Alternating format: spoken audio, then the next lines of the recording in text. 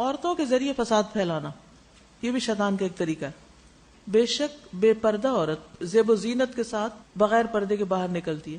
ابلیس پر اللہ کی لعنت. ایسی عورت ابلیس کے لشکروں میں سے سب سے بڑا حصہ ہوتی، یعنی ابلیس کے لشکروں کا ایک بڑا حصہ جو انسانوں پر مشتمل ہوتا ہے، ان میں سے وہ خواتین بھی جو متبرجات ہیں، تو وہ ان کو استعمال کرتا ہے فساد اور گھٹیا پن عام کرنے کے لیے. رسول اللہ صلی اللہ علیہ وسلم نے اسی لیے فرمایا تھا المرأۃ عورۃ، عورت ایک چھپی ہوئی چیز ہے، یعنی عورت کو چھپ کے رہنا چاہیے، اپنے جسم کو چھپا کے رکھنا چاہیے، اپنی زیب و زینت کو چھپانا چاہیے. پھر جب وہ نکلتی ہے تو شیطان اس کو تاکتا رہتا ہے، شیطان اس کے پیچھے لگا رہتا ہے کہ وہ اس کی طرف متوجہ ہو جاتا ہے اور اس میں بڑی امید رکھتا ہے اور اس پر مسلط ہو جاتا ہے. سعید بن مسیب رضی اللہ عنہ نے کہا، نہیں بھیجا اللہ نے کسی بھی نبی کو مگر یہ کہ نہ وہ امن میں آیا کہ ہلاک کر دیا جائے اس کو عورتوں کی وجہ سے، یعنی اس کی قوم پر عورتوں کی وجہ سے ہلاکت نہ آ جائے. ہر نبی کو یہ خوف رہا. عورتوں کے فتنے میں سے سب سے بڑا کیا ہے؟ نبی صلی اللہ علیہ وسلم نے فرمایا، ان الدنیا حلوۃ خضرۃ، بے شک دنیا بڑی میٹھی ہے، سرسبز ہے، یعنی بہت مزے کی چیز ہے. وان اللہ عز وجل مستخلفکم فیہا، اور بے شک اللہ عز وجل تمہیں اس میں جانشین بنانے والا ہے، یعنی تم بھی اپنا حصہ یہاں پاؤ گے. لینظر کیف تعملون، تاکہ وہ دیکھے کہ تم کیا عمل کرتے ہو. یعنی ہر انسان کو ایک وقت دیا جاتا ہے، زندگی کا ایک مہلت دی جاتی ہے یہ دیکھنے کے لیے کہ وہ اس کو استعمال کیسے کرتا ہے. پھر فرمایا فاتقوا الدنیا واتقوا النساء، پس دنیا سے بچو اور عورتوں سے بچو، بچ کے رہو. فإن اول فتنة بنی اسرائیل، کیونکہ بنی اسرائیل کا سب سے پہلا فتنہ کانت فی النساء، وہ عورتوں میں ہوا. یعنی مردوں کو تلقین کی جا رہی ہے کہ عورت کے معاملے میں محتاط رہے، کیونکہ ایک اور حدیث میں آتا ہے نا کہ ایک اچھے بھلے عقل مند انسان کی مت مار دیتی ہے. اور ایسا کئی کیسز میں آپ نے دیکھا ہوگا کہ اچھے بھلے خوشحال گھرانے ان میں پھوٹ پڑ جاتی ہے، ہسبینڈ وائف کے بیچ میں تعلقات خراب ہو جاتے ہیں، لڑائیاں جھگڑے طلاق تک نوبت آ جاتی ہے جب کوئی دوسری عورت بیچ میں آ جاتی ہے. ابن عباس رضی اللہ عنہما نے کہا، نہ تھا کفر ان کا جو پہلے گزرے مگر عورتوں کی طرف سے، اور وہ عورتوں کی طرف سے ہی ہوگا، یعنی آئندہ بھی اسی جانب سے فتنہ اٹھے گا.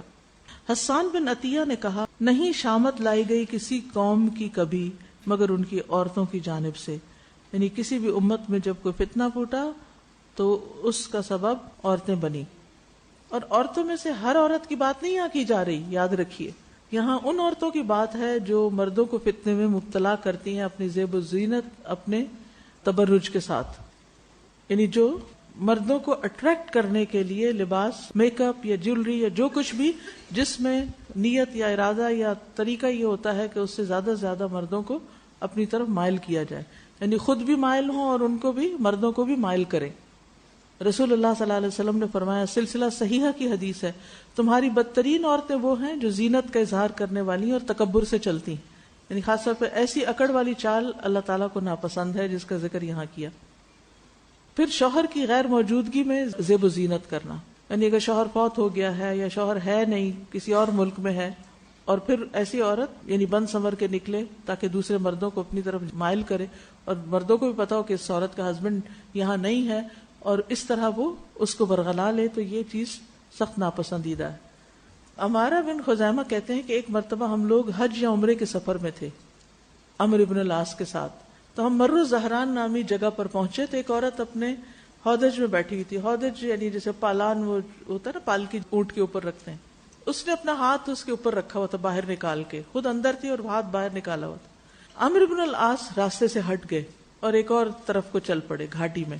ہم بھی ان کے ساتھ داخل ہو گئے. وہ کہنے لگے کہ ایک مرتبہ ہم لوگ اسی جگہ رسول اللہ صلی اللہ علیہ وسلم کے ساتھ تھے، ہم نے چند کبے دیکھے جن میں ایک سفید کبا بھی تھا جس کی چونچ اور دونوں پاؤں سرخ رنگ کے تھے.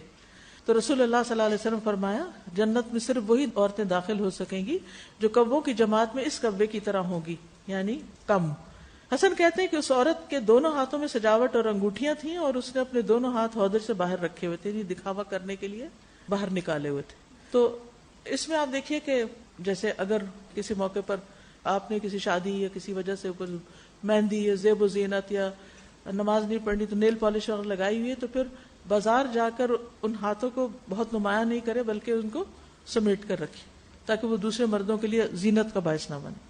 رسول اللہ صلی اللہ علیہ وسلم نے فرمایا جہنمیوں کی 2 قسمیں میں نے ابھی تک نہیں دیکھی. ان میں ایک وہ لوگ ہیں جن کے پاس بیل کی دموں جیسے کوڑے ہوں گے جن سے وہ لوگوں کو ماریں گے. دوسری قسم ان عورتوں کی ہے جو کپڑے پہننے کے باوجود ننگی ہوں گی, کپڑے پہن کر بھی ننگی نظر آئیں گی, مائل ہونے والی, دوسروں کو مائل کرنے والی. ان کے سر بختی اونٹ کے کوہان کی طرح ہیں. ایسی عورتیں جنت میں داخل نہ ہوں گی, نہ جنت کی خوشبو پائیں گی, حالانکہ جنت کی خوشبو اتنے اور اتنے فاصلے سے آتی ہے. تو اس سے یہ پتہ چلتا ہے کہ زینت کو نمایاں نہیں کرنا چاہیے. تبرج نام ہی اسی کا ہے کہ زینت یعنی اپنی بیوٹی کو شو کیا جائے, ظاہر کیا جائے, یعنی جو خود بخود ظاہر ہو جاتی وہ اور چیز ہے, لیکن ایسا طریقہ اختیار کیا جائے کہ دوسروں کے نوٹس میں آئے. خصوصاً یہاں اس حدیث میں جس چیز کا ذکر ہوا ہے وہ بالوں کو اوپر نمایاں کرنا.